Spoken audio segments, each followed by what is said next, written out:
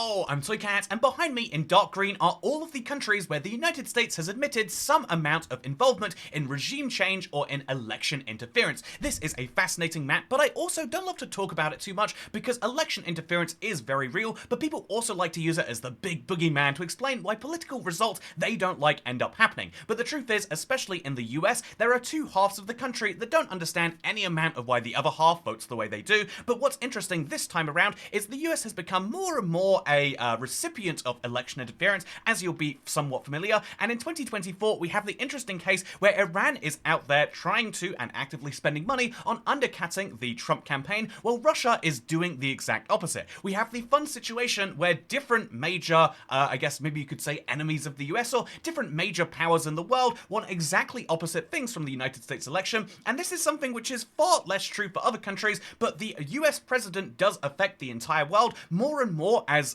foreign policy flip-flops when it goes from one president to another. We get the very interesting case where now, more than ever, lots of countries want different things, and so what countries want what from the United States presidential election? Let's discuss that today. First things first, obviously Iran and Russia.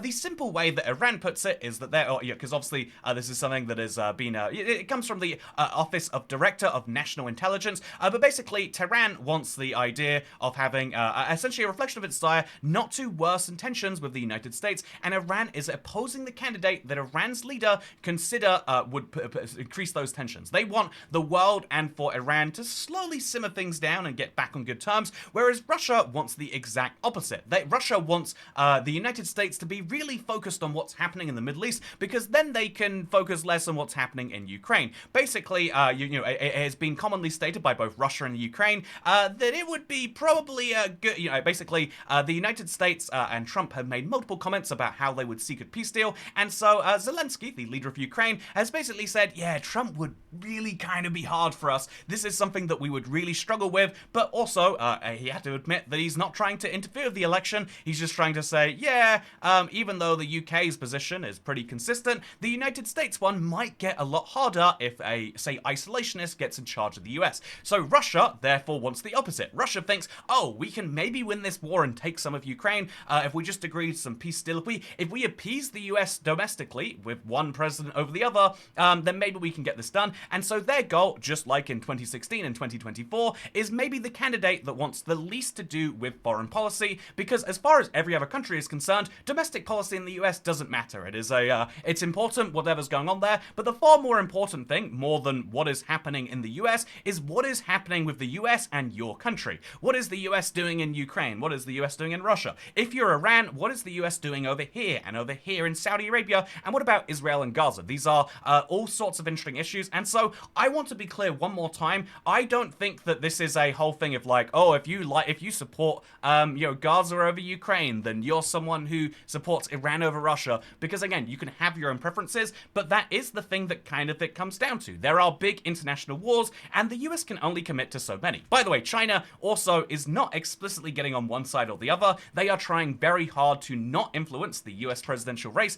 However, they are closely monitoring US political developments, and they are very much keeping an eye on what's happening, and basically it is basically China wants things to just kind of simmer down, for the US to get off their maybe America first high horse. Most likely, I would even go further and say, actually, China is probably not going to be that big of a fan of the Republican Party platform of 2024. This doesn't perfectly line up with the president, but it seems to be, I mean, the fact that the tagline is Make America Great Again tells you how much of this is presidential versus, I guess, how much is executive branch versus legislative branch. But yeah, if we look into the 20 main pledges that the Republicans make for 2024, basically all of these are domestic. Like deportation, and you could argue isn't domestic, but it's really just for countries nearby. End inflation. Well, I mean, that's make America the dominant energy producer. Maybe that's a big deal for the Middle East. Maybe a lot of those countries wouldn't like that. But again, this isn't something with a lot of substance. Stop outsourcing. Okay, that's something which I feel like China might not agree with. And more specifically,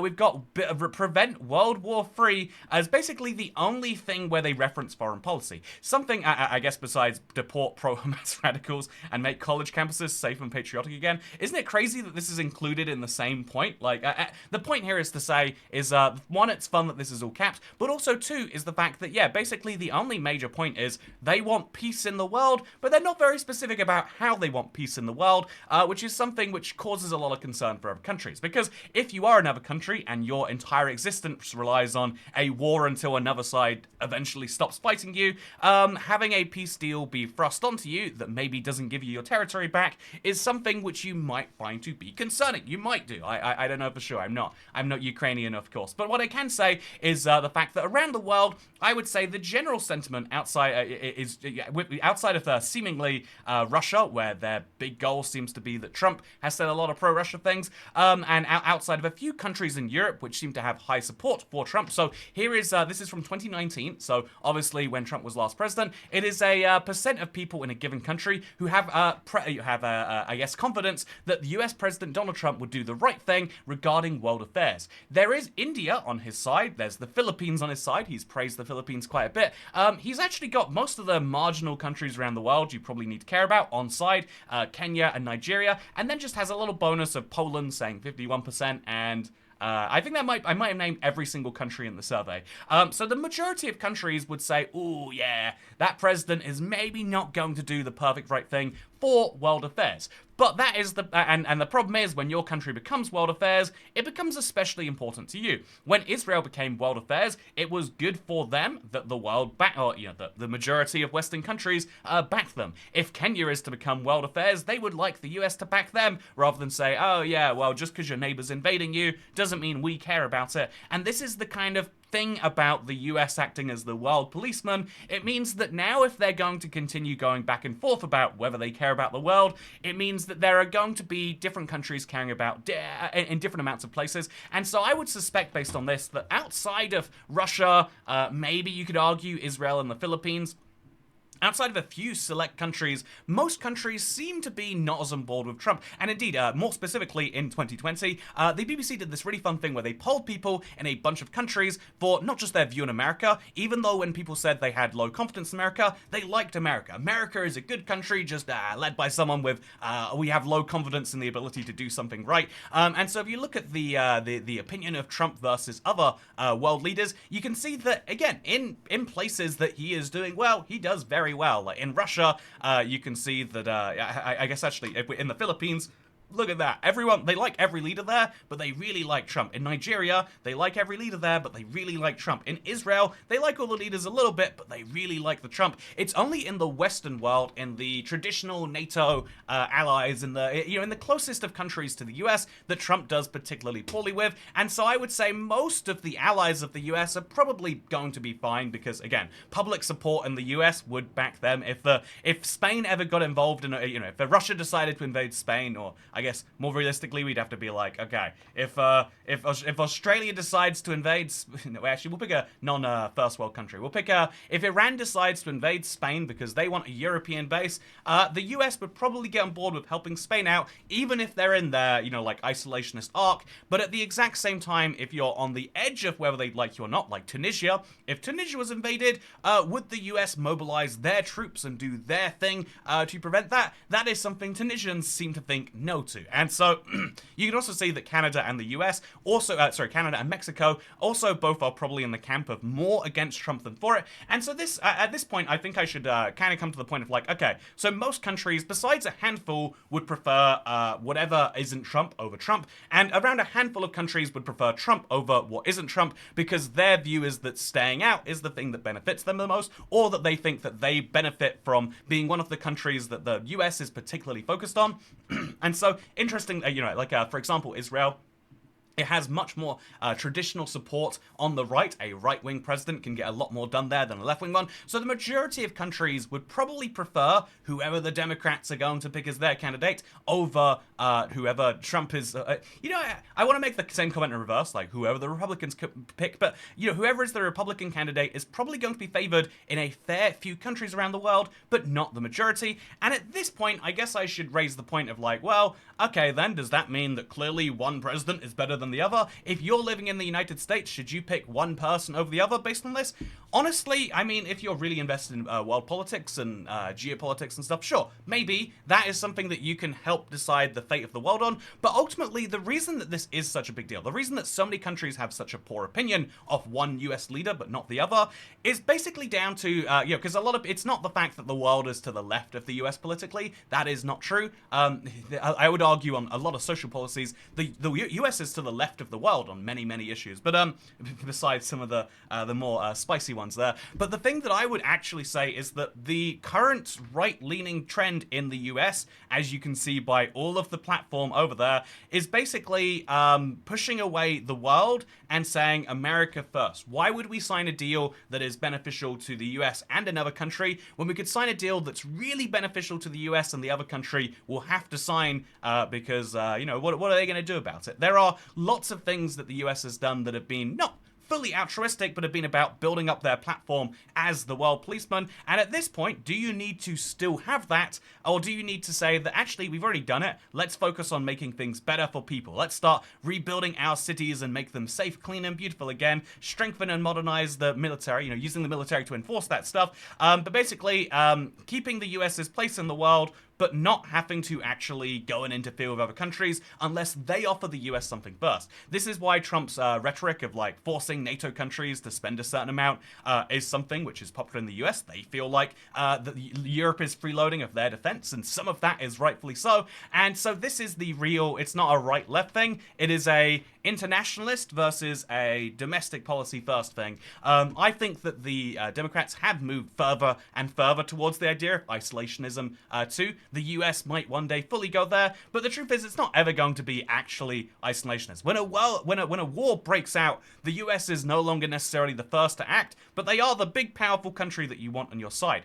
If the US jumped on Russia's side in the Russia-Ukraine war, even if the US just stayed neutral, things would have gotten a lot more heated. Things would have gone a lot worse, a lot faster, is I guess my point. Even just having the mildest of nudges of oh yeah, we will still sell you weapons, is something that can make a huge difference in a given war. And even just saying, yeah, we're pretty sure, even just saying we might defend you is enough to keep a country that is desperately wanting to be invaded by its neighbors, not invaded by its neighbors. And that is something which is very unique for the US foreign policy-wise, and something which I hope doesn't come back to bite people regardless of this election result. So the other thing I want to say in this video is I want to talk about presidential odds, because interestingly, they used to be so far removed, the odds that the Democratic nominee would win this election. But fun fact, so first of all, some people said, Toycat, you can't bet on US presidential elections. And this is the funny thing about the why the America First thing works so well, is because first of all, fun fact, you can't bet on American presidential elections